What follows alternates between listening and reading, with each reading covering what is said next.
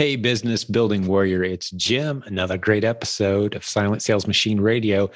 Today, we've got Gene Wright on the show. He's a coaching student from the Jim Cockrum coaching program.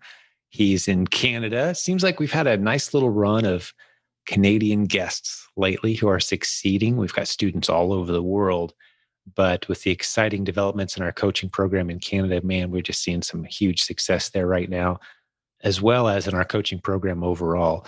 Just story literally every day in our Facebook group, success stories coming in. If you haven't jumped on our Facebook group, or it's been a while, or you've never been in there, it's a great place to go. And we actually tag success stories as they come in, so you can easily look at that topic tag and scroll through, starting with the most recent success stories back in time. And every day, literally, for the past several weeks, a minimum of at least one, if not a handful of success stories are popping in from our community, from our courses and coaching program. It's all organic, just happening. So that's a great thing to do. Go to silentjim.com, jump into our free Facebook group. We have many members who use Facebook only for that Facebook group. That's the only reason they're in there. But it's a powerful community of 60,000 plus people that are doing life together, helping each other out with their business challenges, encouraging each other. And Gene's one of them. Man, he had some creative things to share on today's episode. I've already recorded the episode. I'm doing the introduction after the fact, so I can kind of set things up a little bit. But he's following our Replends model, which you've heard us talking a lot about that model, I know, on a lot of these episodes, but there's a reason for it. It's because we're seeing so many success stories. And this educational component of this business exists for one reason: to create success stories. If we lose the ability to create success stories from our students who come into our community, we'll shut that part of our business down gladly, because it shouldn't exist if it's not creating success. That's what we do. Gene's just the latest example of a guy who's really got it dialed in. To break down the numbers a little bit, we did the math and we kind of talked it through in this episode. He's making about $75 per hour for this gig that he does. He's a full-time professional with another career and somewhat flexible hours, but he works full-time on the side. He's earning $75,000 an hour. That's what his take home is. He sold about $500,000 on Amazon last year. And he talks us through how he finds his stuff, how he preps it, what he does, what his system is, even how he gets stuff from Canada into the US, which is really cool. Save some money there. Some great tips. All right, let's jump into today's episode. Let's get Gene on the line. You're going to love this one. So Gene, welcome to the show, man. Hey, thanks for having me, Jim. Thank you. Oh, the pleasure is mine. Excited to dive into your story. Let's go. All right. So I've been one of these people that's always wanted to either own a business or work on my own for pretty much my entire life. Right out of high school, did jobs that allowed me to do whatever hours I wanted, make as much money as I wanted, always wanted to do more. And one of the things that I tried getting into about 4 or 5 years ago was doing stuff online.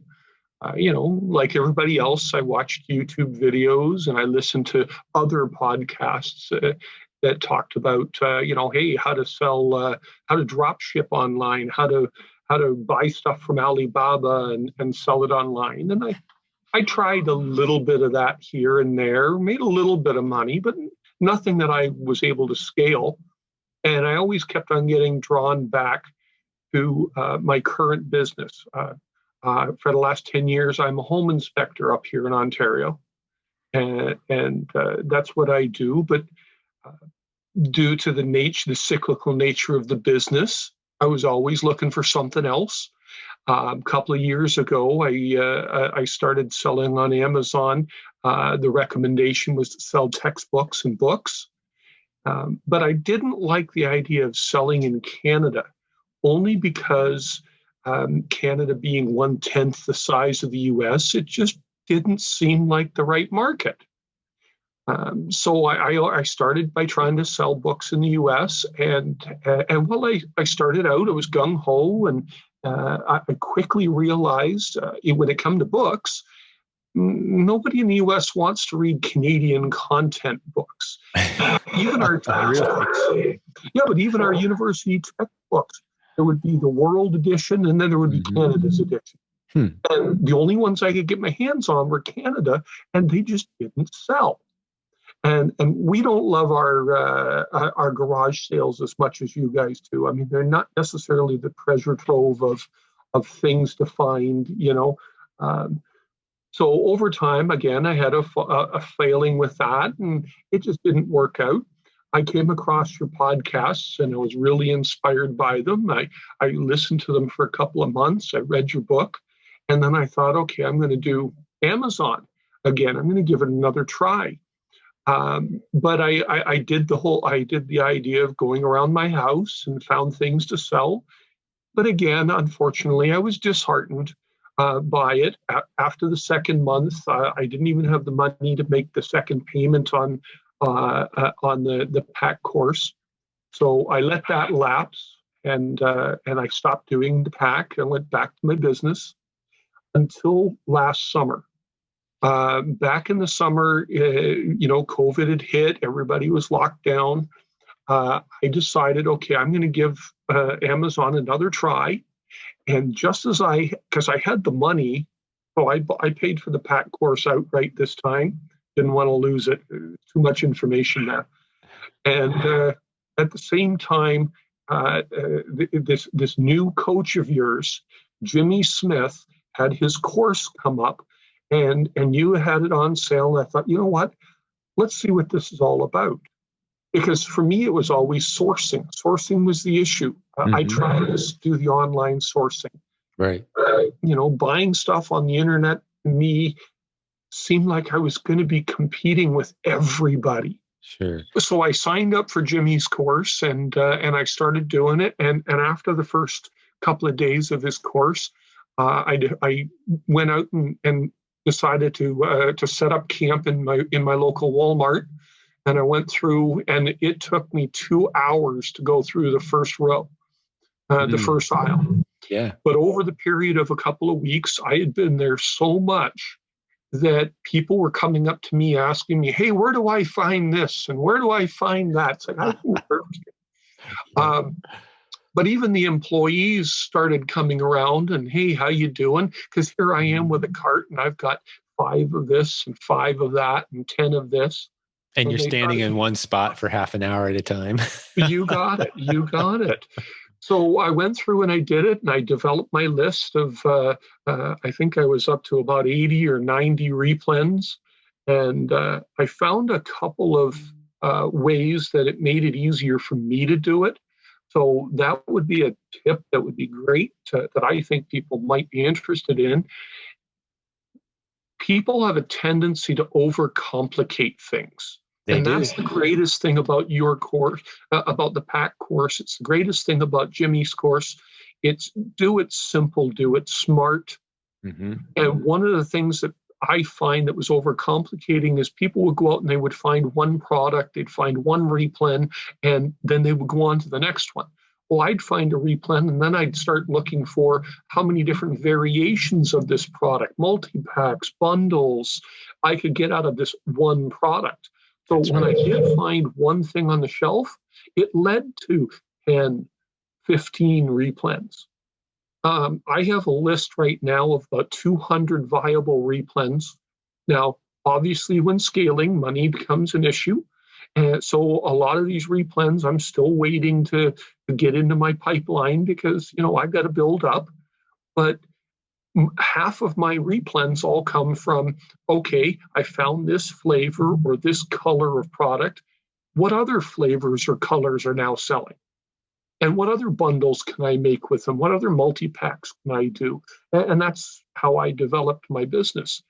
Now, one thing. Let me talk to the skeptics for just a moment, because I'm always cautious about the new listeners in our community, and they may be writing off this business model because of some of the things they think you're saying right now that aren't as restrictive as maybe they're thinking they are.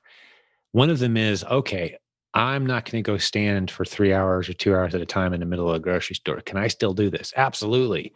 That's one of many ways that this business can be done. We can also just go to the store, take your phone, take a picture of a section of the store. What I like to do before I take those pictures is I'll flip around so the UPC is showing and the front is showing. So if you got two of the same product, you turn one of them around. So you show the UPC barcode, and you also see the product title, brand, how many ounces it is, and just do that on 20 or 30 products, which is really weird for people looking at you, wondering what you're doing. But you take your picture, you put your stuff back nice and neat, you go home, and you could spend your time there. So you spend 30 seconds, a couple minutes in the store, and then you go home and do your research there, right? Or you could never go into a store if you want. You could do it all online. We have plenty of people that do this model completely online, buying stuff. We call that the online arbitrage strategy. But the beauty of it is finding replens. And I always like to ask people, before we go on with your story, I'd like to hear, what is a replen to you? If you had to define it to somebody who maybe they've sold on Amazon or they understand the concept, like you, they've fooled around maybe with yard sales and books and scanning stuff in the clearance section of a store, and they've been a little frustrated. Maybe they made a little money, but they're kind of frustrated. Convince that person that replens is different. What is a replen?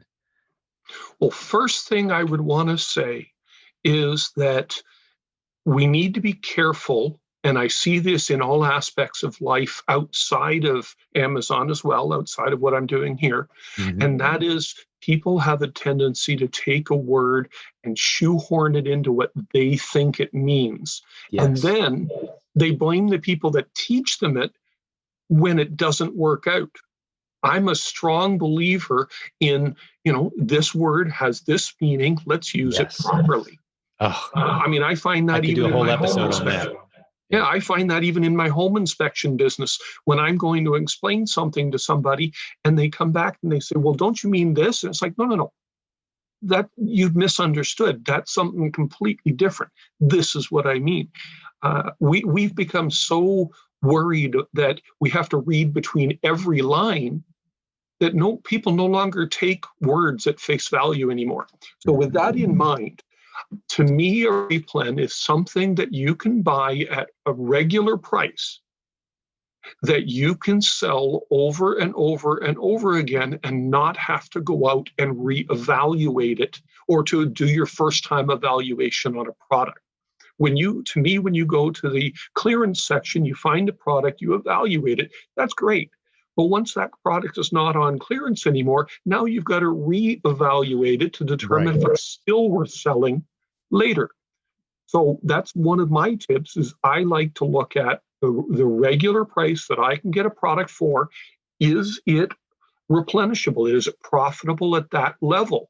If I'm able to 3 times a year buy it on sale, that's extra cash in my pocket. I don't need to worry about it. But if I know I can buy something, a $5 widget every day, all day, and it's profitable and it's always profitable, that's a replen. That's right. There's no special discounts needed. You don't have to wait for the sales. You know exactly how many units are going to sell. Not exactly, but any given month, you're pretty stinking close. Are you worried about other sellers hopping on your products? Yes and no. I'm not worried about them as much because I'm not buying things on sale where I only have a limited amount of time to get the product. I know the product will sell at the price that I've at.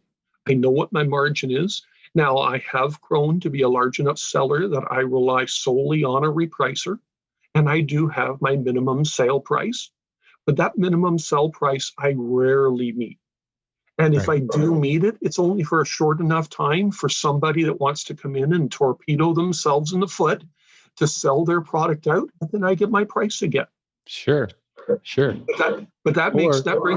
Even the worst case scenario might be that they found a source that you can't find and you can't compete with them on price anymore. But that's one of, what'd you say? How many ASINs? 900? 200. 200. Well, you'll be at 900 in no time. Because but I'm doing this all. That's one thing that the audience would need to know. Cash. I'm doing this all on my own. Yeah. I don't have a fulfillment center. I don't have a prepping people. I work a full-time job, just like a lot of people do. Beautiful. Now, my job is a self-employed business. So some days I have a lot more hours than a 9-to-5 job would give. But then there's other days where I'm working 12 hours at my other job, and I come back and I work another 5, 6. Right. So some of your restrictions right now are the prepping and packing time required to keep up with your ASINs. Then is what I Oh, just heard you definitely. say, and the cash flow as well. You want to remain cash flow positive. You're not wanting to go deep into the hole to dig out later. Are you trying to keep it pretty much positive cash flow at every Well, step? I am using credit cards. Okay. Okay, but I'm using credit cards smart. Mhm. I mean, I don't, up here in Canada, credit is not as easy to come by as it is down in the States for the average person. Sure. I do run through my credit cards, and I would say I cycle them in that any purchase that I make, the money I get on my draws will pay it back for that purchase within 3 weeks. So even though I've been doing this for a year on credit, I've never actually paid interest Exactly. You pay it off on any before of the my bills credit. due. Yeah. Right. Very good. Yeah, and I I'm hesitant to advise people one way or the other on that. You'd think I'd have a strong position by this point, but it really comes down to the maturity and the discipline of the individual. I could Correct. Yeah, tell a that's group that. of 10 people to take the approach that you just took. Four of them would end up in a disaster zone, and two of them would leverage it well beyond what you ever have. And some people in the Well, sweet spot where you are, Gene. and, So and I'm you hesitant because I don't know the personality. I don't know how disciplined you are. I don't know if you're able to delay gratification or not. I don't know the character traits of the person I'm dealing with.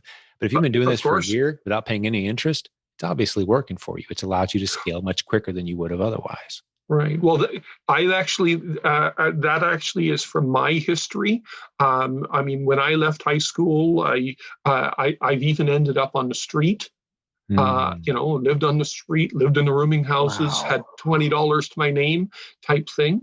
But I also learned to live within my means. And Good for you. unfortunately, like you said, it depends on the person. There are some people that have learned that they can live on credit and that it's not a problem for them because they don't feel they'll ever have to repay it.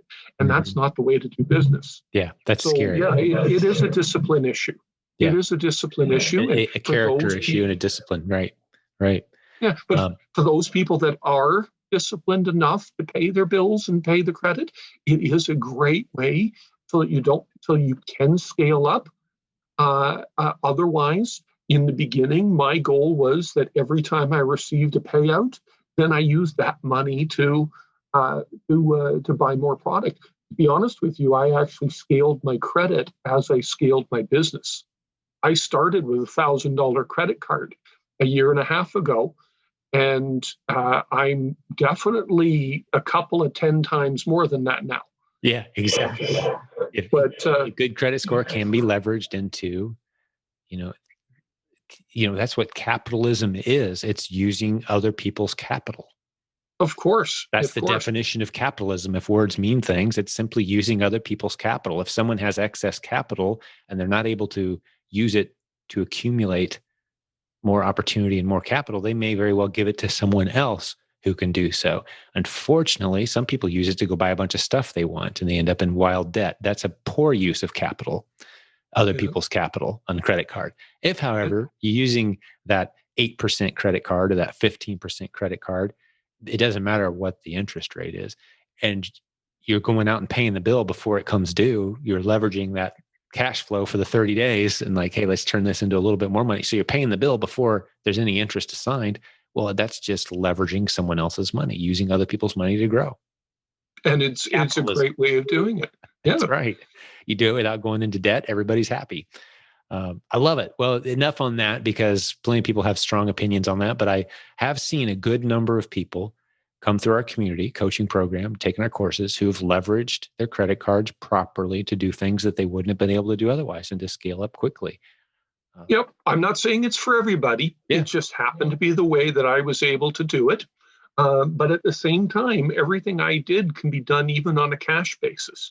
I just exactly. prefer to do credit because, like a lot of the courses teach, if you can find any way to save an extra percent or an extra 2%, my credit cards are all cashback cards. So I get that extra Yep. half percent or one, and that's just a little bit more cash in my pocket. I took my whole family on the last time we flew. It was all seven of us flew on an airplane round trip for under $100, I think it was, because of some fees we had to pay. because of the points off of all this inventory that we buy, right? Those points got to go to something. Why not Yep. fly free? Right. So, when you look at it that way, it kind of starts to make sense. There's some extra points there to use. It's costing us nothing. It's actually putting more money in your pocket, assuming you don't let that interest Definitely become due. Then it's costing you some cash. So let's keep going through the model. We've defined, we Sure. heard about your early days. We've defined what a replen is and hopefully put people at ease. I think we talked to those people who have a misconception about this model, thinking, oh, that means yard sales. That means selling books. It means, sometimes when you say replens, talk about the misunderstood definitions. People think we're talking about consumables, like, oh, you're talking about vitamins because, it's the same people buying the same product over and over. No, we're talking about products that sell predictably at full retail price. You pull them off the shelf when you need them. I don't care what it is. If it's got a barcode on it, it's a potential replen. It can be anything.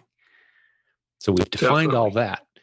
Let's go through your story. You started off kind of playing around, a little frustrated, trying to sell some books and stuff, and you found replens. It started to take off for you. Where are we at now? Let's get the story back on track. Well, where I'm at now, when I started 18 months ago, I started in July, and by December, my December last year, 2019, my December was $25,000 in sales, and I had started in July with $400. Now, I'm not going to miss 6 months in. That's a pretty nice month. Yeah. And so that's a little over a year ago. Right. Yeah. So that was a little over a year ago. I hit the 25,000 mark at the end of December. Now, I'm not going to mislead people when I say I started with 400. I did. I started with $400 the first week, but knowing that it was going to take 8, 10, 12 weeks to start getting money, I'm realistic in this regards. I actually vowed to put in $400 a week. So I did that for 8 to 10 weeks. And then once I started getting draws from Amazon, I would take my $400 and I would add the draw money I got from Amazon. And that's how I started to scale up. So I knew that I was investing. In this case, I think I invested a total of about $6,000 over the period of the first 4 months. Okay, but that's what I was comfortable with doing. Okay, different people are going to do it at different speeds. But since then, I haven't invested any of my own money. I've actually been able to take money out. So in December of 2019, I hit 25,000. I thought for sure in January and February, everybody said the sales were going to go down, but mine came in at 25,000 for January and February. And this last December, I finished with $83,000 in sales. Wow. For the month or for the year? For the month. For the month. Now, my entire year of 2019, okay, my first 6 months, I did about 60,000 in sales total. Okay. In 2020, I did $534,000 in sales. Phenomenal. That's beautiful. That first year was 60K. And that was 6 months worth of work. Year 2, 534,000 in sales. And something we kind of breezed right past, but it's a beautiful thing. And part of your story is December was a spike, but it didn't slow down in January or February. It kept right on rocking. And that's the beautiful thing about replens. Something we didn't point out earlier, Gene, is we don't get excited about seasonal items that are hot for a few weeks in December, the hot toy for Christmas, or the seasonal flavored cupcakes, that only come out once a year. Like, yeah, sure, grab a few if you can turn those $5 bills into $20 bills. Sure, we'll grab a few, but that's not what gets us excited. What gets us excited is the boring stuff that sells 2 to 3 units every week, every month, year round. You get a bunch of those. That's a replen business, and it's nice and steady and predictable, and it's really hard to take down too if competitors come in. They can't take it down. They can take down one of your ASINs, one here, one there, maybe, but they can't take down your business. No, the strong benefit about the replens, and a lot of people, like you mentioned, ask, well, do you have to stay in the store the whole time? Can you do it online? Can you do it through pictures? Well, you can. Yes, you can. There's one thing that people aren't catching on to, and that is the fact that it's a short-term time investment. Yeah, I would spend 5 hours a day in Walmart for about 2 weeks while I was figuring out those initials. But once I started getting a list of replens that I could just buy again and again and again, my time spent in the store dropped dramatically. I Right. was no longer spending 5 hours in the store. I'd be in and out in an hour with 2 carts full of stuff that I know sell because I already sold them. Right. And You're so just replenishing your stock. that's all it was. I mean, That's the name. Jimmy will get really mad at me for saying this, but in the 18 months that I did it, I spent 2, 3 weeks in Walmart for hours. I did the replens. I got my 90 in 90 days type thing, 90 in 30 days, his challenge. But then I got so busy just replenishing those that for about 4 months, I stopped going to the store to find more. Right. Because I couldn't do it. You can drift on that momentum. You got it. And one ways. of the things that came up, that's how I actually learned, okay, I got to find more, but I don't have the time to do another 5 hours. So I started looking at my replen list and started looking at, again, variations. I started looking at, different flavors or colors or even the box size being different. Well, can I sell a bigger box? Yeah, they sell great. And how I'll go get them. Once you find replens, it's so easy to expand and grow from that. Yeah, okay, you might spend quite a bit of time in the beginning finding the replens. But once you do, you're not necessarily doing it unless you want to. Right. I mean, you can establish a lot of momentum and drift quite a long ways off that first short period of intense focused effort and finding those replens. But I would suggest, this to me seems like the most obvious question to ask next. What's your plan to build out a team? Well, my plan at this point, I'll be honest with you, I started to help to find somebody to do my packing for me. I'm going to explain a little bit of my process because to a lot of people, it'll be foreign. Okay. And they won't understand why I am not doing one thing or why I'm doing another until they understand what I do. Now, there's a couple of benefits of the way I'm doing it that work for me. Obviously, they might not work for everybody. I'm in a really good position. I'm only a couple hours from the U.S. border. Okay. I love going out and just doing a lot of manual labor. It's the kind of person I am. So I go out, I found my products. I do have a team, though unorthodox. I actually have 3 stores that I deal with where I have the purchasing manager's phone number. So whenever I want to buy something and I need a skid of this or 200 of this or 10 or 5, I text them, I call them, I say, okay, here's my list for the week. And they're like, okay, we'll let you know when it's in. And I get a text message back, a couple of days later, okay, the product's going to be in tomorrow, come and get it. So I've enlisted the buying managers as my buyers, and I don't have to pay them to do it. So you are paying them, you're buying product from them, right? They're the one they're ordering it special for me. Now, yep. I did that by telling the managers, by telling the people at the store, look, I want to buy this product from you. If I found a really good product and I tested it a lot, okay, I never sidestepped the testing. If I tested it and now I'm up to buying 100 or 150 every month, then I don't want to clear their shelves. I want to be respectful to them and their customers. Sure. So I order it and then I come in and they bring it out of the back for me and I pay for it and I go. So take us through this. I'm sure it's a horribly complex process that's what it is. The tongue in cheek of establishing a relationship. I buy the product, I come home and I prep it. Okay, I get all my boxes.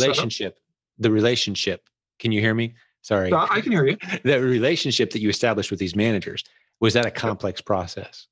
No, it's, just going out and asking them and saying, look, you know what? I've been buying, 10 of these or 15. Right. I want to start buying more. Yeah. You just And ask for the store manager and have that conversation, right? well, I asked one of the customer service reps, who would I talk to about buying through you guys? Yeah. And they brought up somebody. In this particular case, it wasn't the store manager. In this particular case, it was a buying manager, the evening store manager. And I said, look, I'm buying a lot of product from you. I really don't want to be clearing your stores. Is there any way that I can give you an order that you can add to what you're bringing in, and let me know when it comes in, and I'll come and buy it from you? And they're like, yeah, definitely. I mean, they even contact me on a regular basis. Hey, we just got this new product in. Are you interested in it? We can get this in. We can get that in. That's awesome. And are these, I'm sure there's, let's help answer the skeptics questions. Are these name brand stores that we'd recognize? Like, are these big chains, or are these like little mom and pops that you're doing? No, these are big chains, very big chains up here in Canada. Okay. I'll be honest with you. I buy some of my products through Costco. Okay, which is no different than yours. Up here, we have a store called Loblaws, which would be akin to your Wegmans. Okay. Akin to which one? Wegmans, okay. Or like your grocery stores. Mid-sized, yeah, grocery store chain, yeah. Yeah, well, these guys sell grocery, and they sell clothes, and they sell household items. Well, the Loblaws brand has 4 or 5 different banners underneath it. So, but they are big. They're not mom and pop stores by any means. So the point is, if you're just brave enough to have a conversation, yeah, that's the only thing standing between you and basically hiring someone to source for you that's paid on commission. Yeah. Right. I just happened to have a conversation and said, can you order this stuff for me? And I even went so far as to, instead of me asking them for their number, I turned around and said, look, here's my phone number. Here's what I want you to get for me. Mm-hmm. Let me know when it's in. And sure enough, they started texting me, and I said, okay, I have more product that I'd like you to get. Can I send you a list? And they're like, yeah, sure. So now once a week, I send them a list, and That's a couple of times a week, they let me know product has come in, and I go and pay for it. And they're even bird dogging for you on some new products. Maybe you can check out, giving you you got it. And a lot of times those new products make great replens. They do. Because you kind of become trained to spot things that you haven't seen before. Like they jump off the shelf at you a little bit, and like, that's a replen. I can tell before you even research it. Have you had that happen? I have, but I'll be honest with you. Everybody looks for a niche. I don't even know if it's niche. I don't either. I've gave up trying. I've been doing this 20 years and I have no idea. But everybody's looking for a niche. And I happen to come across a niche that works for me. Okay. So I rarely look outside my niche. But remember that niches can be anything. In my case, my niche is that my product is local, that my products are things that I can get, but my market can't. I'm in Canada. I sell it on .com. Would you believe there's a lot of things that are made for the Canadian market that aren't for sale in the US? Makes total sense. That's my niche. Yeah. So that's what I work at. But I've got my relationship. I've got my buying all down. I bring it back. I do all my own packing. Now, at this point, a lot of people would be like, okay, well, you can always use one of these companies that'll take it across the border, but they're expensive. And I'll be honest with you, when I first started, for my whole life, I've always been there's 2 kinds of people, either those that have more money than time and those that have more time than money. That's right. And I've always felt myself to be a more time than money. So for me to get down, roll up my sleeves, get my elbows dirty, and do the work, knowing the value I'm creating is that I'm not going to see it on an hourly wage, but I'm going to see it in the growth of a business. Mm-hmm. One thing that wasn't touched on in that $534,000 was 29,000 products. That was 29,000 individual products that I bought, packaged, and drove down across the border. Wow. To save Okay. yourself the So money of having a third-party service help you. you got it. So I actually take the time. It sounds weird, but for me, it's a 5-hour round trip. And I drive down to, I'm in Ontario, I drive down to Niagara Falls, and I drop the packages off at the local UPS. Oh, I thought we were And saying you drop because them of over the that, waterfall. Okay. right, That's probably better to because, go to the UPS store. yeah, well, but because of that, I actually save about 80% off my shipping fees. So do the math for me for a second. How Sure. much money did you save doing that? Let's just do a little math for a second. Well, Approximately. up here, it would cost me around $15 a box to get it across the border. Okay. Okay. Well, I ship usually around 25 to 30 boxes. So Okay. we're talking about $500 a shipment The shipment. Right. to go across the border to get it to Amazon. And how many shipments did you do? I'm doing three or four a week. Okay. So Okay. So that's $1,500 to $2,000. yes. Okay. But just on one, it's $500 to ship one shipment for me. Okay. But it costs me about $150 through Amazon's, purchase payment to UPS. Mm-hmm.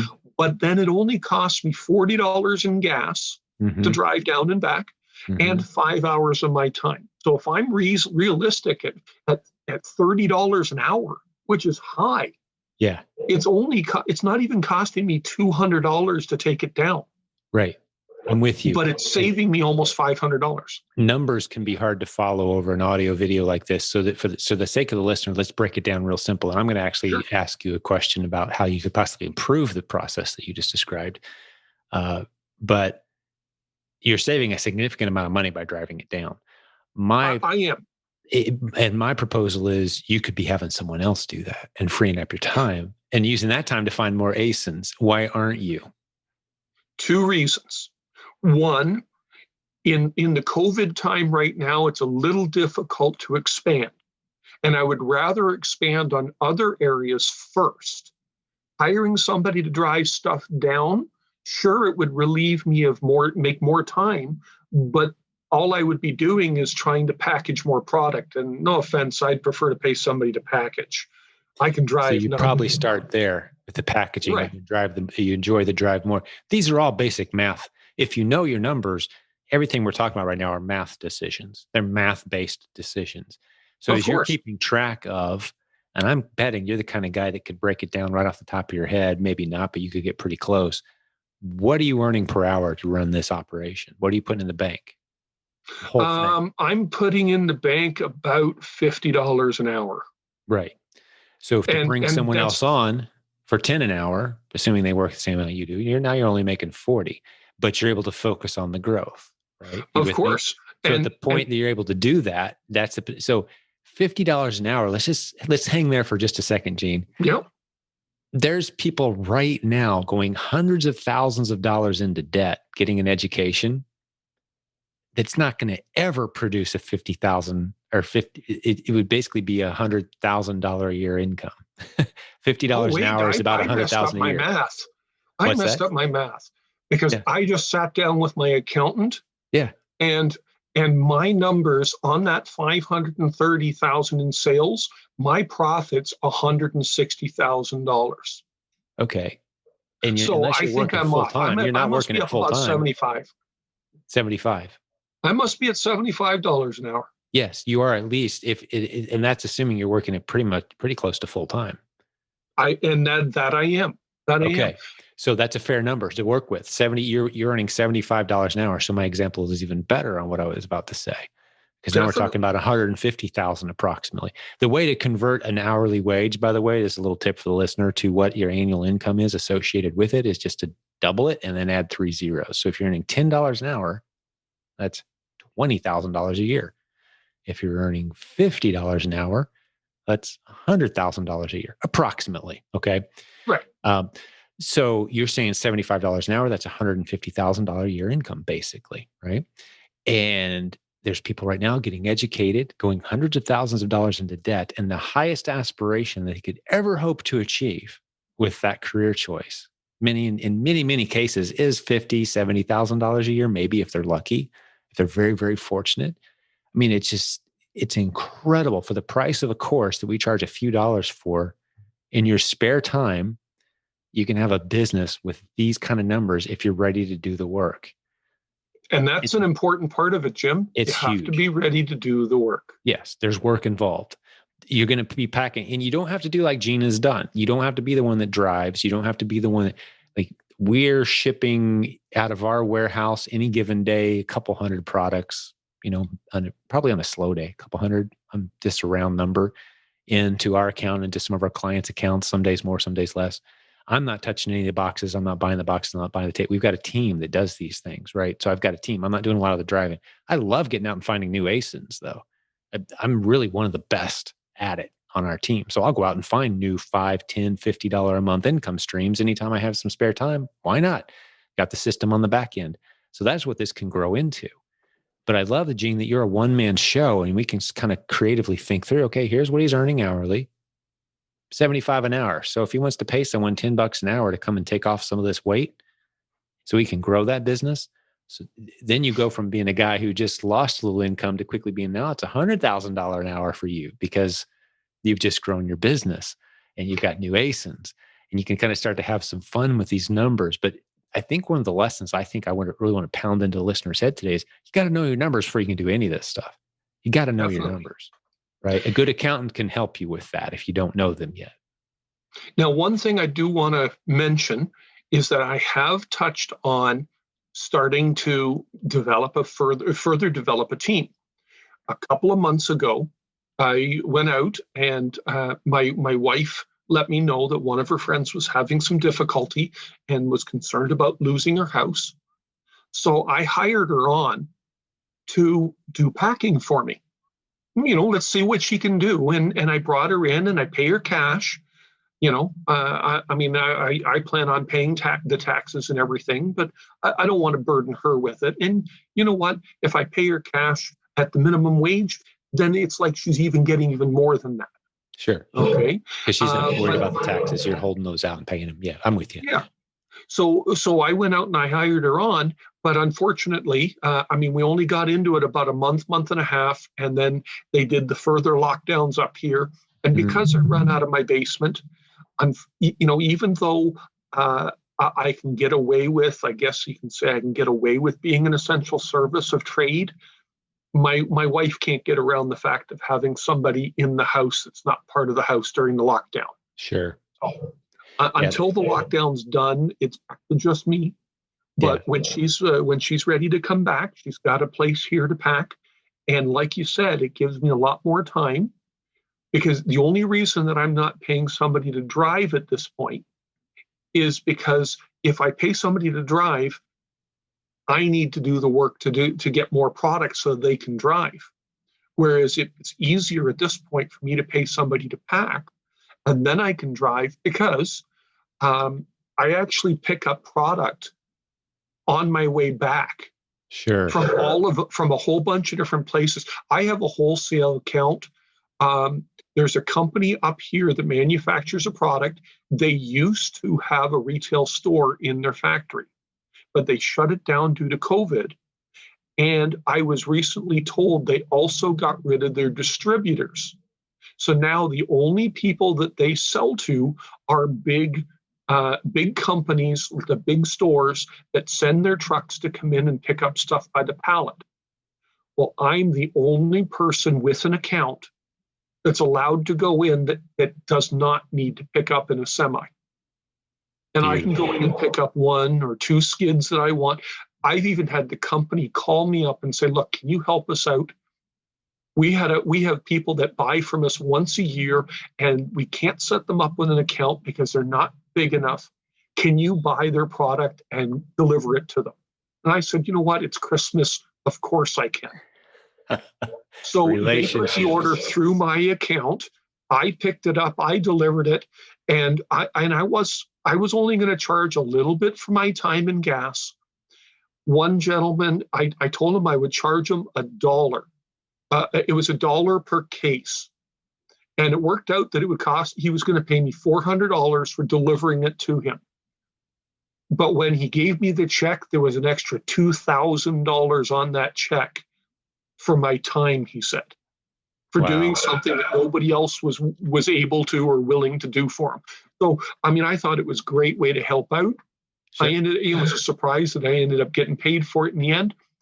But this is one of those places, this is one of those things that I found this account driving home because there was a sign that I passed all the time, and I never thought to look in on it, that said retail outlet. And I popped in, and there's a bunch of products. So I went through, I spent 2 hours there going through their products, found a whole bunch to sell.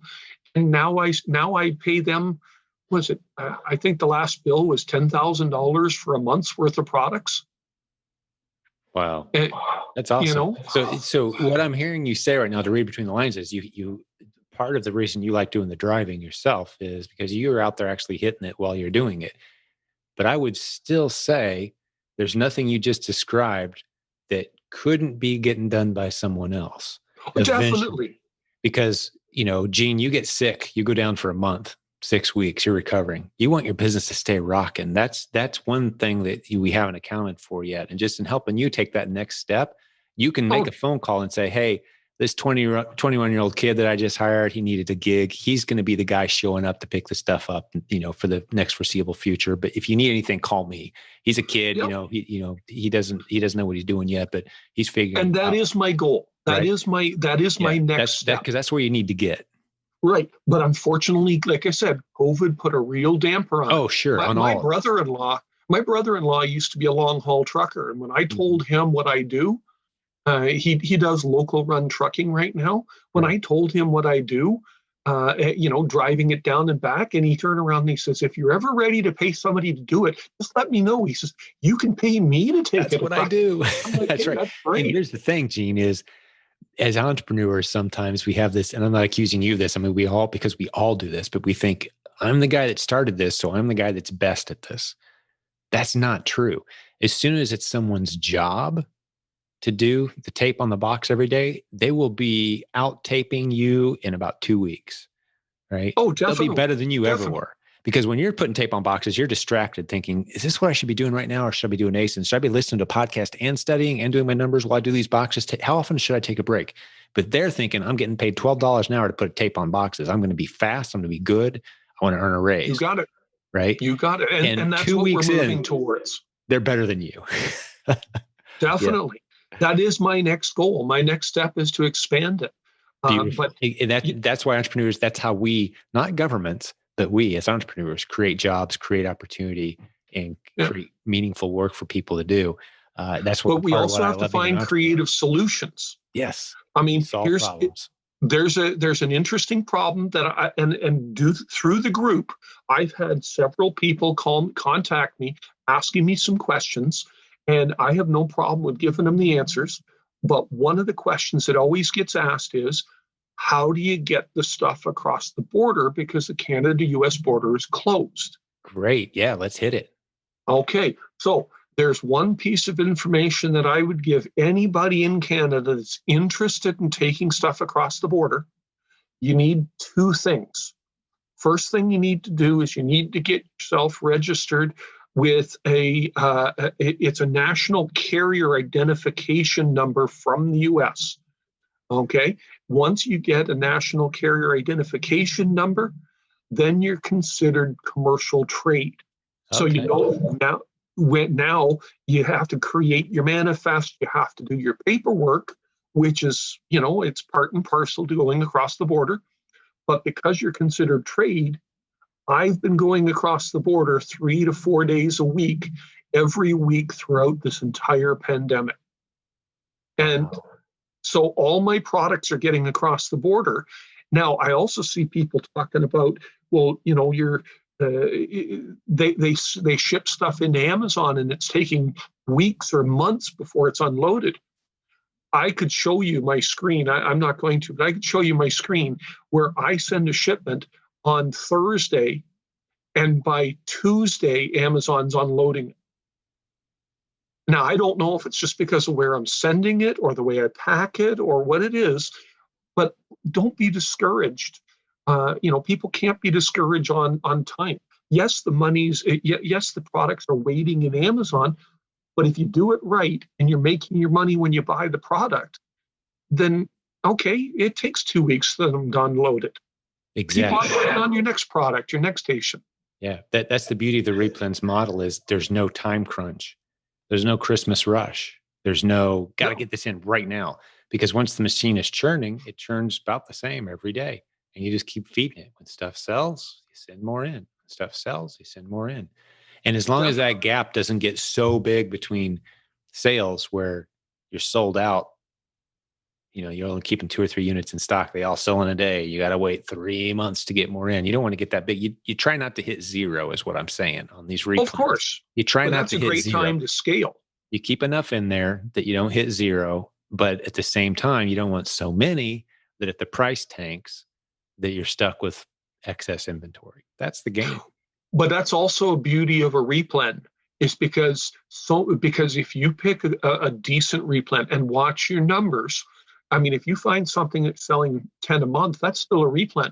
That's But right. if there's 15 sellers on it, that might not be a good replen. May or may not be. I'm on some that are exactly how you just described, and I'm quite happy with them because a lot of times what you'll discover is, hey, it's supposedly this sells 15 a month. Well, no, it actually sells about 150 a month.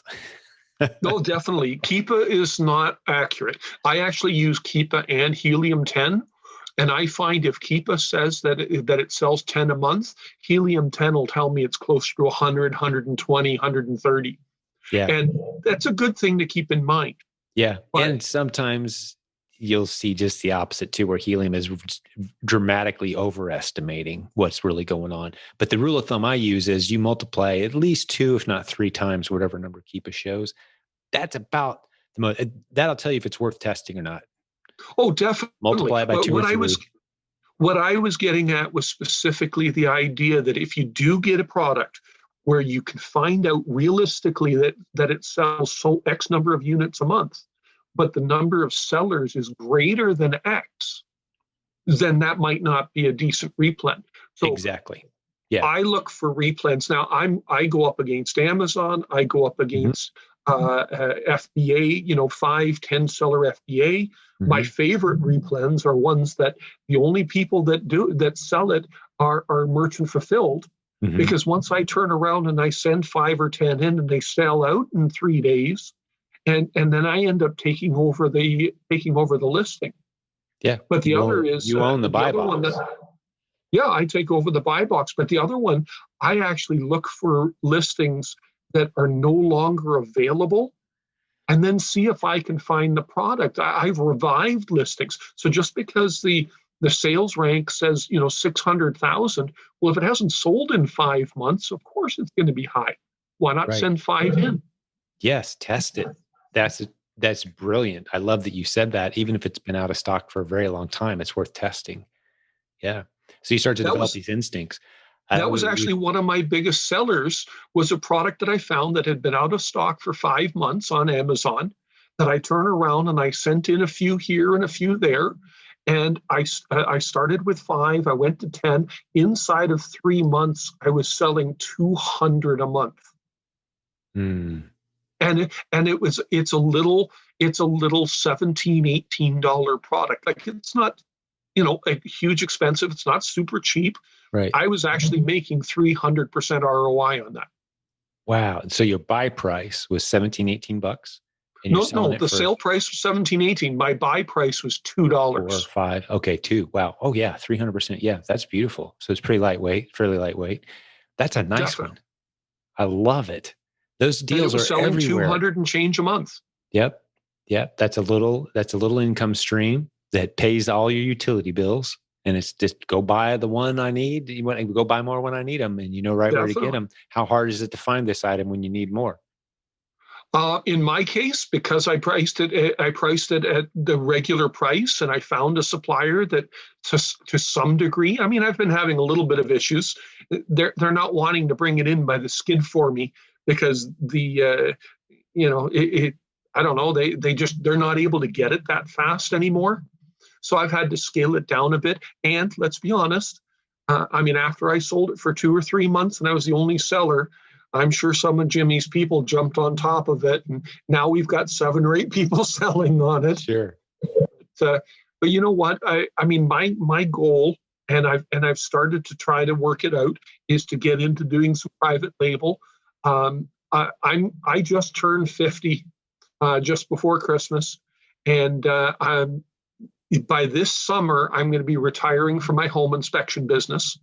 The only reason that we're waiting is because my wife and I just bought a brand new build, and the mortgage broker let us know that even though I'm doing really well with Amazon, the banks want to see a little bit of duration, a little bit of stability before they'll allow my Amazon income. So they want me to keep my home inspection business for my mortgage.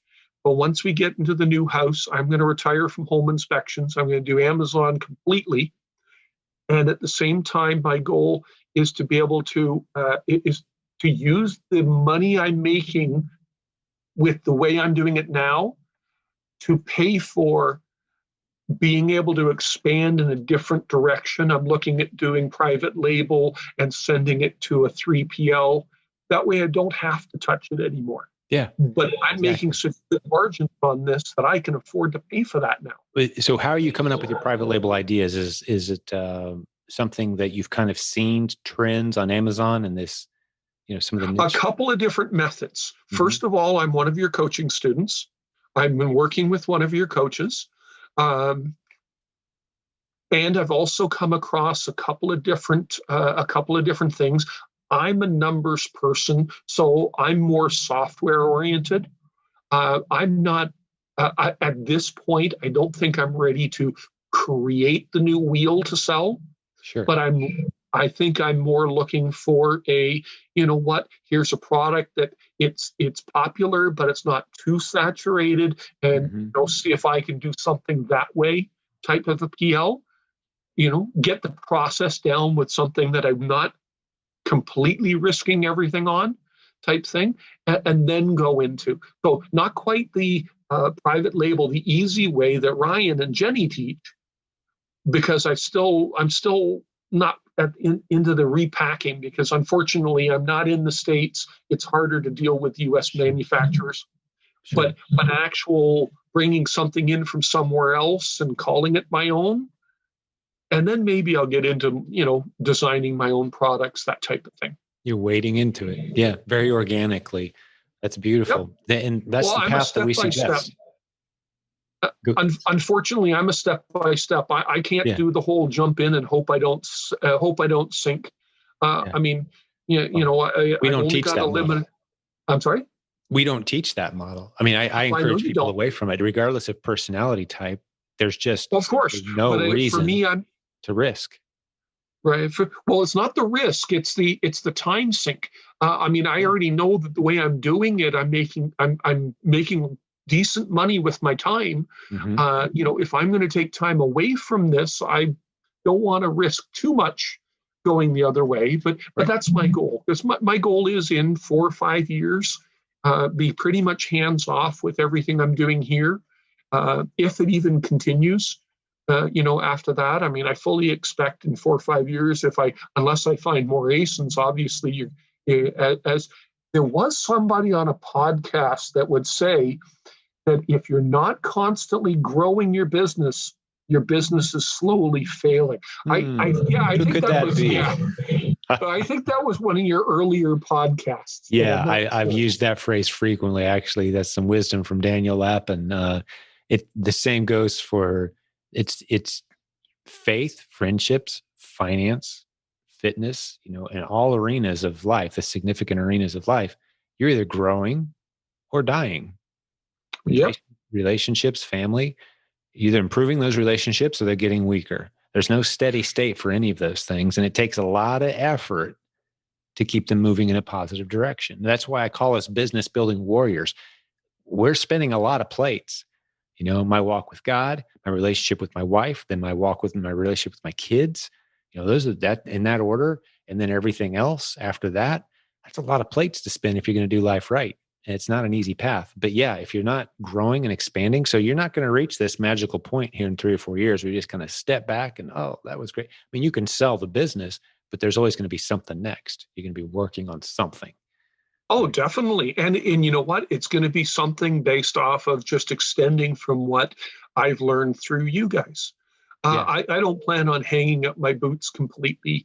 My father and my stepfather are both the people that even after they retired, they still kept busy. They still kept working. I'm pretty much going to do the same, just to keep busy. That's smart, because that's how you live a long life. You look at the guys who say, hey, in my late 40s or my late 30s or whatever the number is, it's going to be all about me doing what I want to do when I want to do because I got a bunch of money in the bank now. Those guys don't live long. No. That's how they end movies, with the guy with a bunch of money and he's going to be happily ever. That's not true. If you're not busy serving others somehow, doing something meaningful that provides value to others in some way, if you become all about you, the statistics tell us the guys that just stop and I'm just going to play golf and spend my money the rest of my life, they're not happy people. No, they're not. They're not. You're not. You. There's very little fulfillment in that.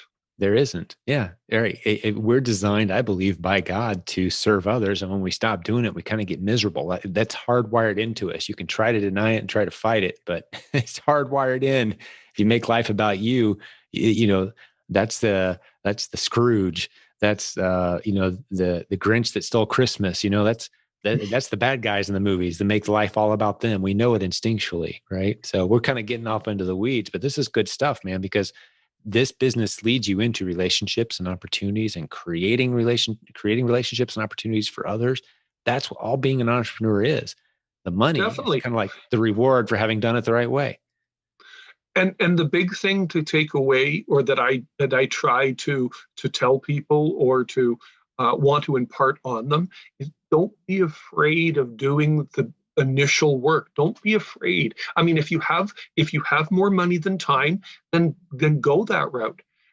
But don't be afraid. If you don't have the money, if you have the time, you can build something to the point where you can become somebody that has more money than time. And like you said, then you pay somebody else to do what you need to get done. Because you started with $400 and turned it and put in about $400 every week, you said, to the point where you $400 every week for 15 weeks. Mm-hmm.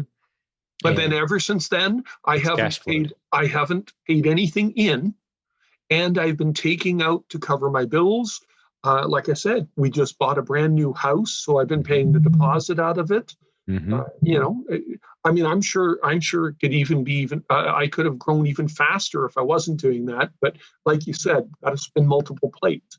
And my wife would never let me get away with not doing stuff with the family just so that I could do the business. So. Hey, every guy needs a good wife to keep him in line, man.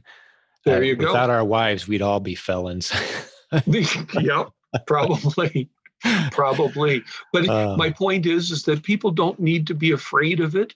Take it at the speed that they feel comfortable with doing, but be dedicated enough to do it, to get up off the couch. But don't just stick your toe in it and wait for it to come to you. You gotta start doing it once you know you can. And don't be afraid to do the initial work. I mean, eventually we'll all get to be like you, where everything's done hands off. It's more hands-on than you might know. I was digging through a pile of boxes this morning looking for 8 little bottles about this big for a client. So because no one else could do it, because mom's out sick and this is going on and that person can't come in today and this client's blowing us up, and hey, you do what you got to do. It's not all glory and glamour. But no, but I'm not saying I wouldn't trade the lifestyle for anything. Yeah, I'm not saying that you don't. All I'm saying is to be more like you, to be where you have people under you that are able to do it, and you're able to dedicate yourself to the stuff stuff like this, to a free podcast. Yeah, the stuff that you guys that you're good at. Mm-hmm. Okay, I personally like to drive. The number one reason that I do it is, to be honest with you, is because of COVID and being stuck with 2 tween-age girls. I mean, even the dog in the house is female. I needed to get away. So That's your I man. use the driving time That's to your get out. man cave. Careful Yeah, now. Your my wife and van. daughters might hear this episode. Oh, well, my van is my way to get out and No, I hear you. to We do all need other that time things. away, that isolation time, and just, for me, it's just that reflection time. For me, it's running. I run good handful. I'm doing about 20 miles a week or so. Some weeks 30 when it's nice weather, and that's my time with God and just thinking and reflecting. And it's amazing how many problems get solved when I stop thinking about the challenges, and the solutions just kind of pop in.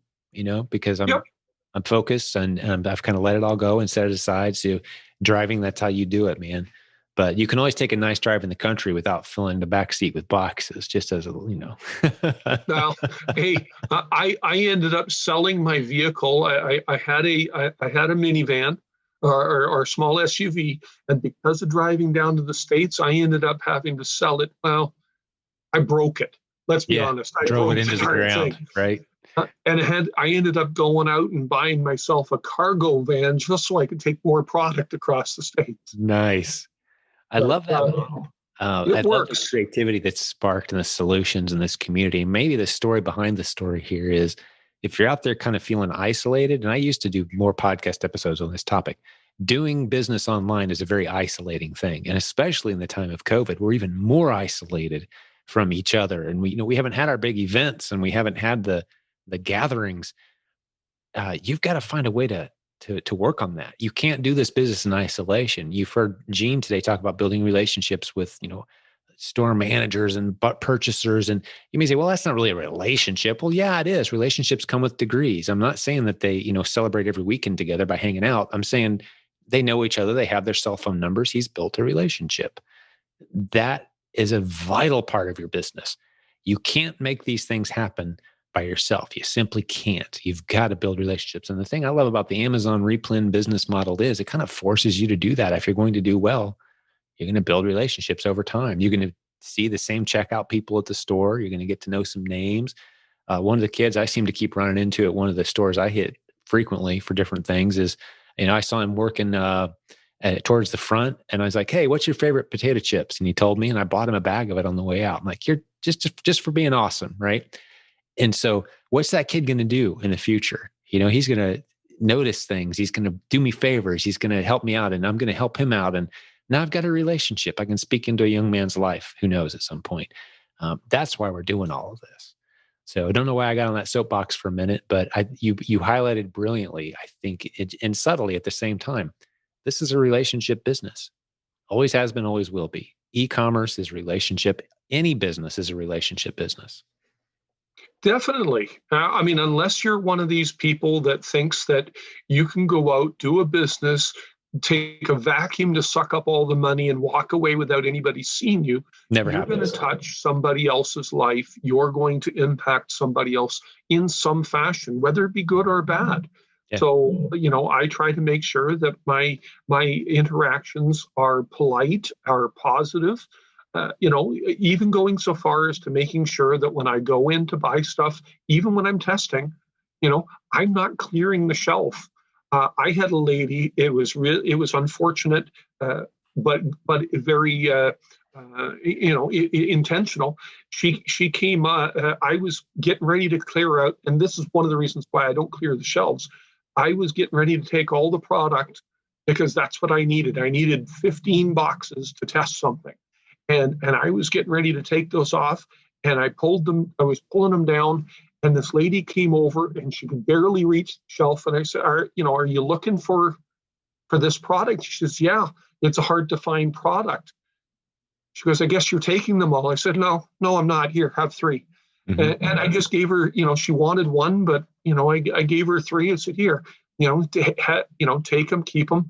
But my point is that when I realized that, hey, I'm impacting the people behind me, that's actually where I grew my relationship with the store, is out of a desire not to hurt that lady and Yeah. not make it more difficult for her.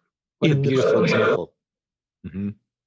I'd actually bought all the items of a certain brand, because I'm not against buying them all, as long as it's something that keeps coming back. I mean, we all make these little ethical decisions. I don't think there's anything unethical about clearing a shelf. It's a business. They're in it for transactions. But if you're doing it in a cold way that damages relationships, well, yeah, time to check yourself. So I was checking out and I had all of them.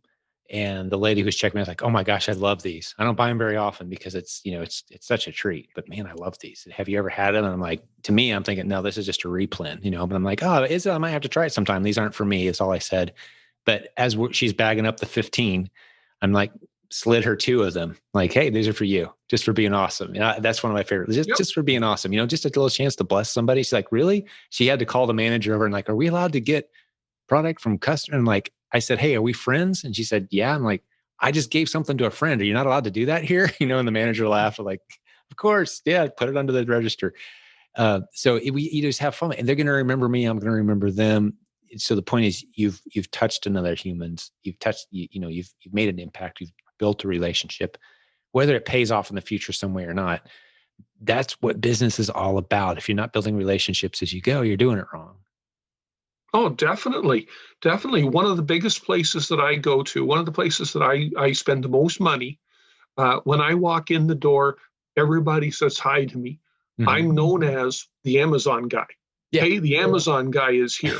And by the time I get over to the counter so that I can let them know I'm here to pick up my stuff, they've already phoned back to the warehouse to let them know the Amazon guy is here for his order. Right. And then they come out. And the funny thing is, they have a little chalkboard behind the cash register, and on it is a bet. And I didn't know what it was for the first couple of weeks that it was there. But on it is the names in columns. They actually have bets on how much I spend there. Oh, what your total is going to be.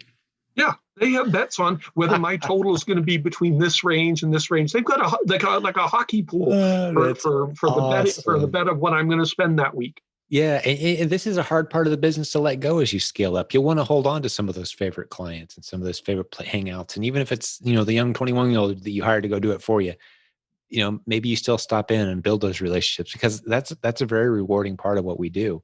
Especially if we're building the relationships. I mean, It is a relationship business, and maybe that's why I haven't grown and I haven't, brought further people on, is because I'm not ready to give up those relationships just yet. Yeah, exactly. That part of the growth process is includes the pain of deciding when you want to transition away from those, and maybe you don't. Maybe you can always stop in and say hi, right? One of my favorite places to go, though, on several occasions when I come in, they'll have a new thing for me to try. Like, they want me to eat it. Like it's one of these specialty food stores that has stuff that I would never eat on 99% of the shelves. And I'm known as the American when I come in, and they're like, you try this, you tell me what you think, you try it. I'm like, all right, I'll try it. Along with all the other stuff I'm buying. And that kind of stuff just makes this job a pleasure, this career choice a pleasure, man. But well, Gene, it's been cool hanging out with you, buddy. I think I apprapret it. It's been great. I didn't realize you were in Canada until you started sharing that part of your story. We've kind of had a nice run of Canadian success stories lately. It's almost like we did a series on Canada success unintentionally. Because, well, you know what, that comes back to what I said about finding niches sometimes. Mm-hmm. I mean, whether somebody has a niche of shoes or has a niche of toys, being Canadian can have its own niches and its own benefits too when it comes to dealing on the American market. Absolutely, it does. And we've got students from around the world. Every location you have. One of the first students we ever, one of our first coaching students we shared this with was Barrington McIntosh. He's kind of known as the coffee guy of the Amazon world now, down in Jamaica. He was basically saying, the only thing we have here is, when he came on as a coaching student, I was a little nervous, to be honest with him. Like, Jamaica, what do they have there? They have utility companies and they have tourism. And if you're not in one of the two, you're kind of out of luck. But his coach, I think it's probably Nathan, I think, our director of our coaching, said, what products do you have there on the island that would be hard for someone in the United States to get a hold of? How about you send a few of those in and just see what happens? And as the story goes, you can go back and listen to the earlier episodes. just instantly, every coffee he sent from the island sold like crazy, to the point where the manufacturers and the guys who were distributing the product on the island came and said, "Hey, we need to meet with you." And they called him in, and Barrington called me all nervous and scared. They Mm, said, "What are you doing? You're our top customer. You're selling more coffee than our top paid sales reps. What in the world's going on?" And he said, "Well, I'll tell you if you'll let me keep doing it." And they said, "Of course we'll let you keep doing it. Just tell us what's." And he's like, "I'm sending it to the United States with yeah, a label on it, and it's selling a huge margin." Now he there works for you a lot go. of those places, right? But the unique advantage he had of being where he is, that meant there's products all around him that I could never get access to easily, right? I never would have been able to test these things out, but he can where he's at. And he did. Yep. And he built a house all cash on the beach in Jamaica and enjoys it with his Uh, beautiful family from and the it's proceeds. absolutely wonderful. And you know what? I mean, the coaching you guys provide, the inspiration you provide with your podcasts, and the words of wisdom that you give at your conferences, which I was looking forward to going to last year, but We'll get it things done. happen. We will do it again. Oh, I don't doubt that. I don't doubt that at all. Yeah. But everybody's got their place, and everybody's got a method to grow and to better themselves, and Sure. and people shouldn't give up. No, that's right. Yeah. Well, thanks for the encouragement, and thanks for the hope, and the great story that's only just beginning. Can't wait to see where you go from here, Gene. Oh, And definitely, me too. and on that note, I think that's a good place to land this episode. I had a great time hanging out with Gene today, our friend in Canada, and he's one of 60,000 plus people who hang out in our free Facebook group all the time from around the world, talking about how to use the internet creatively to launch and grow businesses, and come together as a group and solve each other's problems and challenges and spur each other forward. Man, it's just such a blessing to be a part of a group like that.